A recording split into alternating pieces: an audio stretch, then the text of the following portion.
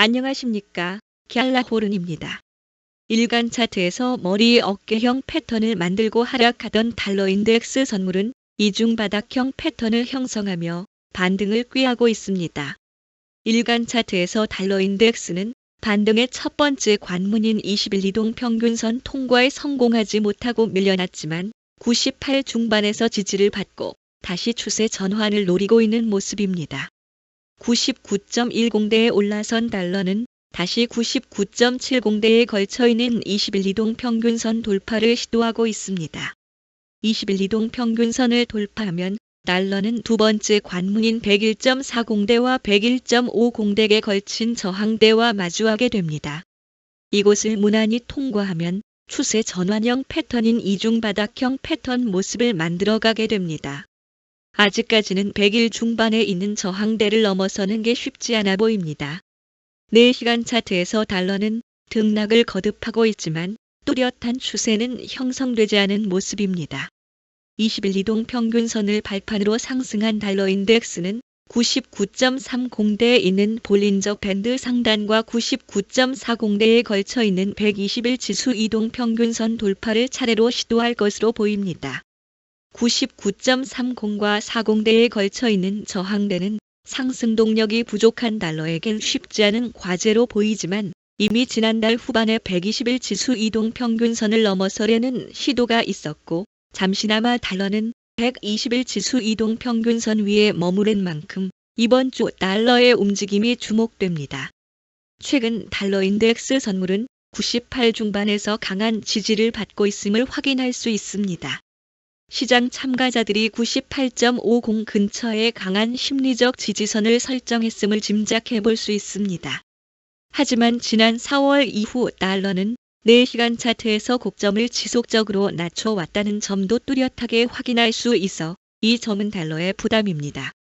98.50에서 60에 이르는 지지대가 지금까지는 든든한 달러의 버팀대로 작용했지만 직각 삼각형 패턴이 형성된다면 달러 하락 추세의 출발점이 될 수도 있기 때문입니다.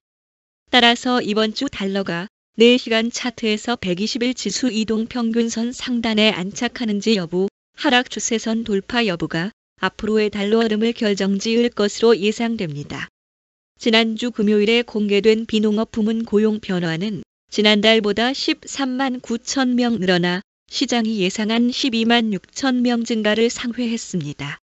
하지만 5월 발표치 14만 7천 명 증가보다는 밑도는 수치입니다. 함께 공개된 실업률도 4.2%로 집계돼 시장 예상과 일치했고 지난달 발표치와도 변함이 없었습니다.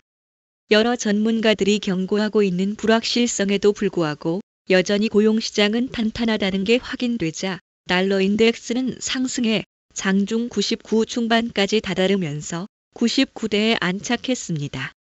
미 연방준비제도 연준의 금리 인하 기대감은 후퇴했고 미 국채 금리는 크게 올랐기 때문입니다. 프린시펄 자산운용의 수석 전략가 시마샤는 연준이 금리를 내릴 긴급성이 거의 없으며 불확실성이 거칠 때까지 기다릴 것으로 전망했습니다. 야누스 핸더슨 인베스터스의 포트폴리오 매니저 아담 헤츠는 관세 불확실성이 다음 경제 지표에 대한 민감도를 높일 것으로 내다봤습니다. 도널드 트럼프 미국 대통령은 고용 지표가 양호하게 공개됐음에도 자신의 소셜미디어인 트루스 소셜을 통해 기준금리를 1%포인트 인하하라고 연준을 압박했습니다. 유럽중앙은행은 지난주 목요일 물가 하락으로 정책 금리를 2.40%에서 2.15%로 내렸습니다.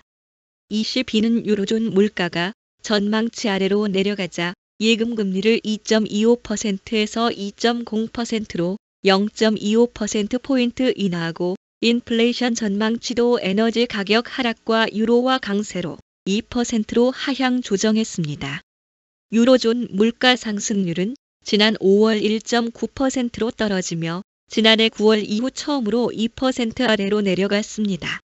유럽연합 통계기구인 유로스타트에 따르면 올 1분기 유로존 국내 총생산은 전분기보다 0.6% 증가해 시장이 예상한 0.4%를 웃돌았고 분기별로는 2022년 3분기 이래 최고 수준입니다. 이에 따라 ECB가 추가 금리 인하에는 신중해질 것으로 시장은 내다보고 있습니다.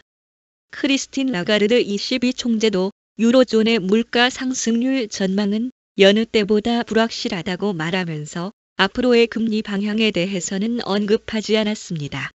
일본은행은 이번 달 금융정책결정회의에서 국채 매입 축소 속도를 늦추는 방안을 검토할 가능성이 크다는 보도가 나왔습니다.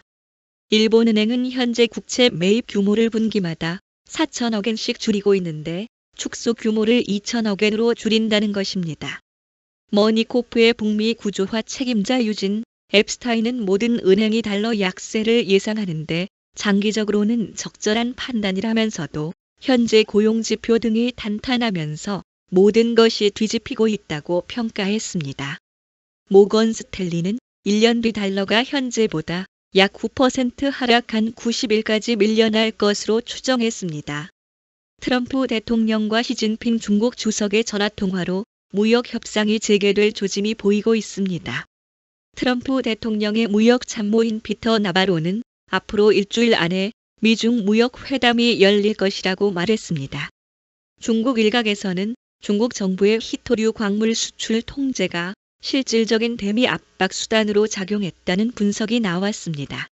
진찰룽 중국인민대학 국제관계학원 교수는 희토류는 중국이 쥔 결정적인 카드이며 미국은 이 문제를 매우 시급하게 여긴다고 평가하며 트럼프 대통령이 직접 희토류를 언급한 것은 중국이 희토류 광물 수출을 효과적으로 활용했음을 방증하는 것이라고 강조했습니다.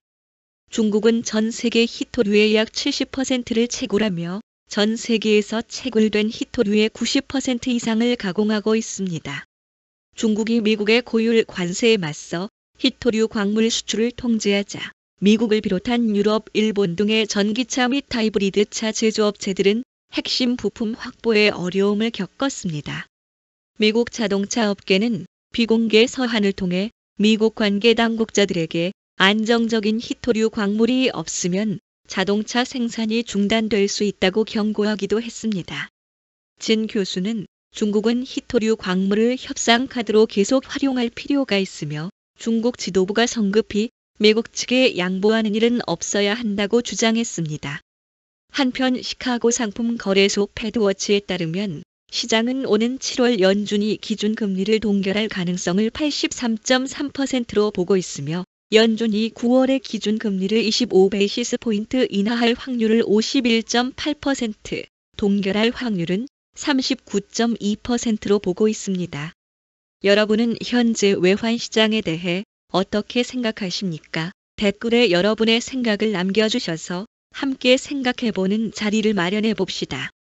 갤라호르는 트레이더의 눈으로 시장을 바라보며 투자자 여러분들이 시장에 대한 이해와 통찰력을 갖는데 도움을 드리려고 노력하고 있습니다.